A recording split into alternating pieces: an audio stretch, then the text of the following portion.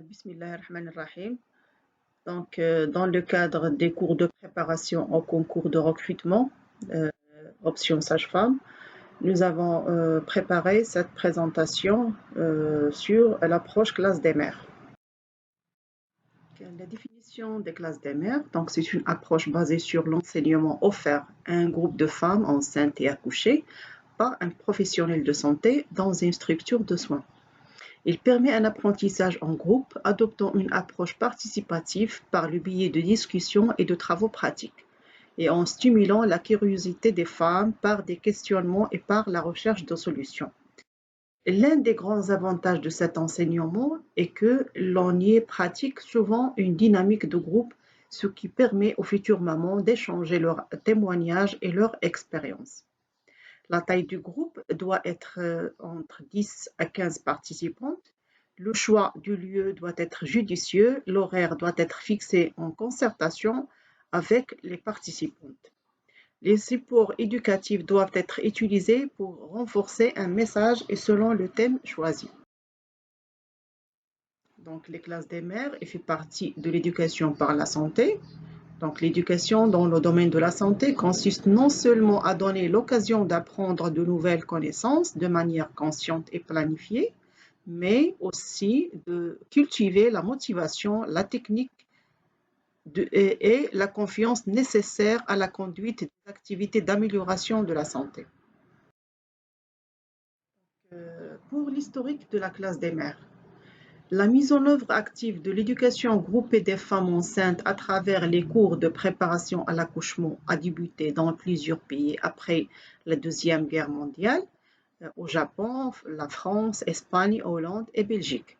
Au Maroc, la classe des mères a été introduite pour la première fois en 2005, suite à des missions effectuées au Japon par des cadres du ministère de la Santé dans le cadre du projet de coopération avec le gouvernement du Japon pour l'amélioration de la santé maternelle et infantile. L'implantation effective de l'approche a intéressé au début quelques formations sanitaires de base des provinces de Meknès, Rachidiyah, Kinifra, Ifrane, Hajib, Soufro, Goulmim et Tantan. L'évaluation de cette phase initiale a été concluante puisque l'adhésion des femmes enceintes aux enseignements dispensés a été forte et régulière et que le taux d'accouchement au milieu surveillé et la référence aux maternités hospitalières a connu une progression significative. En mai 2009, le ministère de la Santé a décidé de généraliser l'approche dans tout le royaume.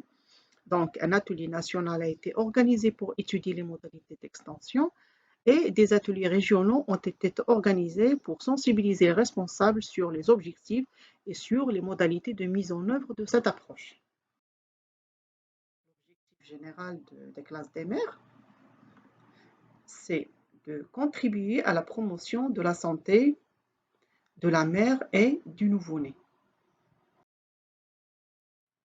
Quant aux objectifs spécifiques, améliorer la communication et l'échange entre les professionnels de santé et les femmes participantes, développer des connaissances et les pratiques des femmes en matière de suivi de la grossesse, l'accouchement et le postpartum, sensibiliser les femmes sur l'importance du suivi de la grossesse, informer les femmes sur le développement du fœtus et la physiologie du nouveau-né, améliorer les connaissances des femmes pour les différents thèmes, mode de vie sain, hygiène de vie quotidienne, nutrition, exercice physique, entourage et affection familiale.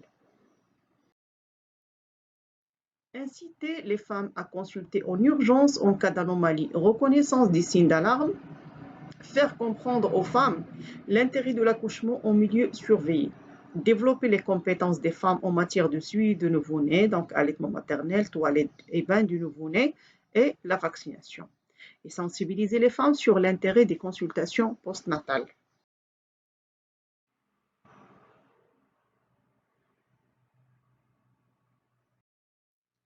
Pour la mise en œuvre de la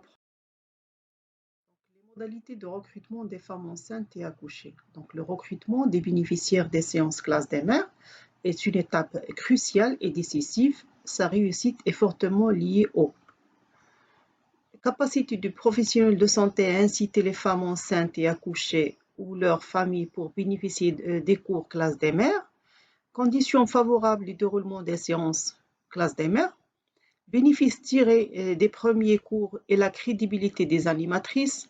Les professionnels de santé impliqués dans l'approche sont tenus de respecter leur engagement pour répondre aux attentes des participantes.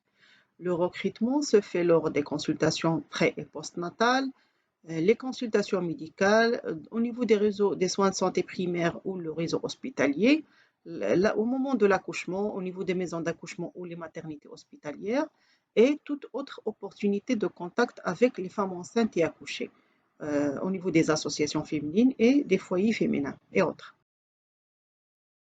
La belle-sœur ou toute personne tierce peut accompagner la femme enceinte ou l'accouchée pour assister au cours de la séance.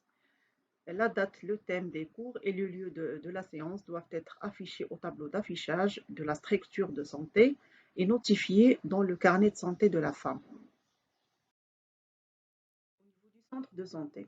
Recruter 10 à 15 femmes en prévoyant un espace d'animation dédié ou aménagé pour les séances classe des mères, installer les participantes le plus confortablement possible, prendre le temps nécessaire pour recruter les femmes et leur expliquer l'intitulé du thème en se référant au programme préétabli et ses objectifs, la durée de la séance, donc qui ne doit pas dépasser entre 30 et 45 minutes, la date et l'horaire exact du cours et les bénéfices que peut tirer la participante en y assistant.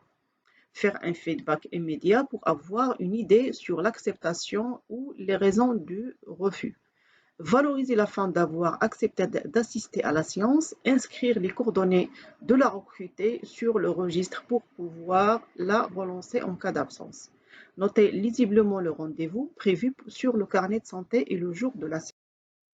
Au niveau des maternités hospitalières et des maisons d'accouchement, les parturientes sont généralement présentes sur place. Les professionnels de santé passeront dans la salle des suites de couches pour inviter les femmes à participer aux séances du postpartum immédiat. Il s'agit aussi d'une opportunité à saisir pour informer les accouchés qu'ils doivent assister à 2 autres séances dues en postpartum précoce et tardif et durant la petite enfance au niveau du centre de santé le plus proche.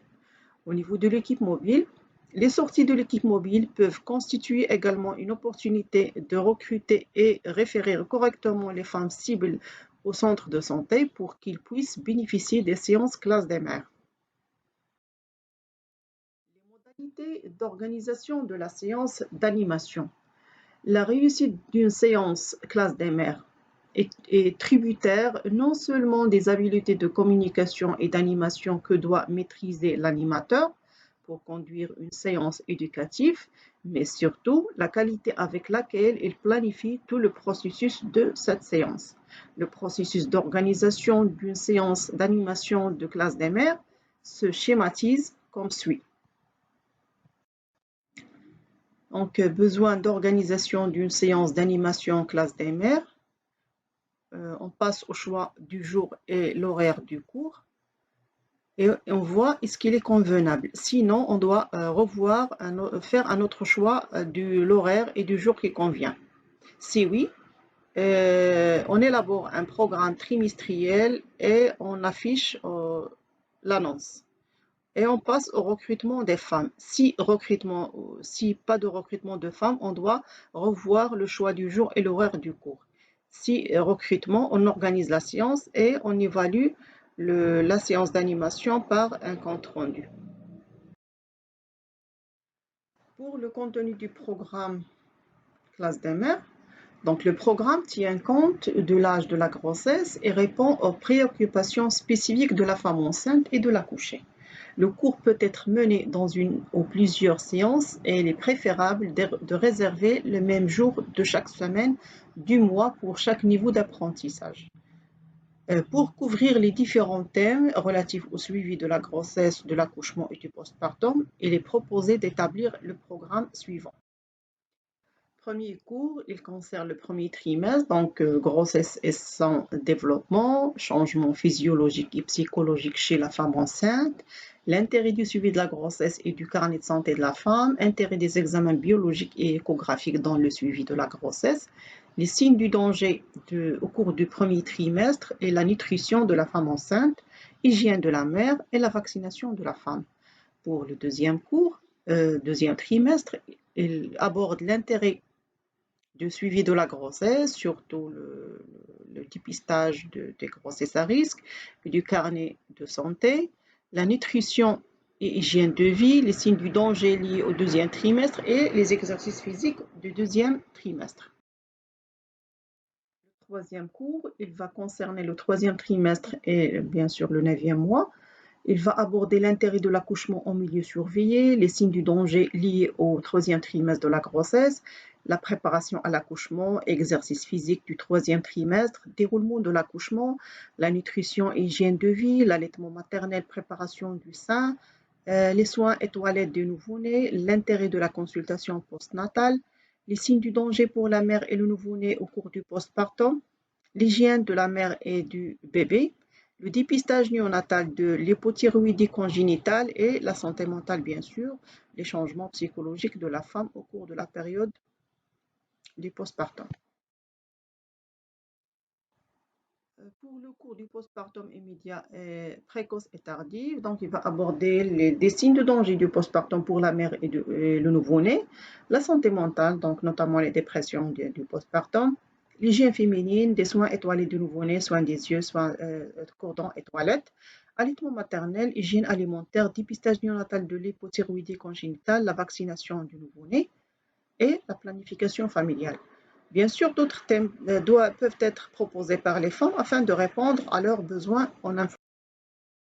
Donc ici, un calendrier des cours par âge de la grossesse. Donc, comme nous avons vu, pendant les thèmes abordés pendant les trimestres de la grossesse, donc le premier, deuxième, au cours du postpartum immédiat, précoce.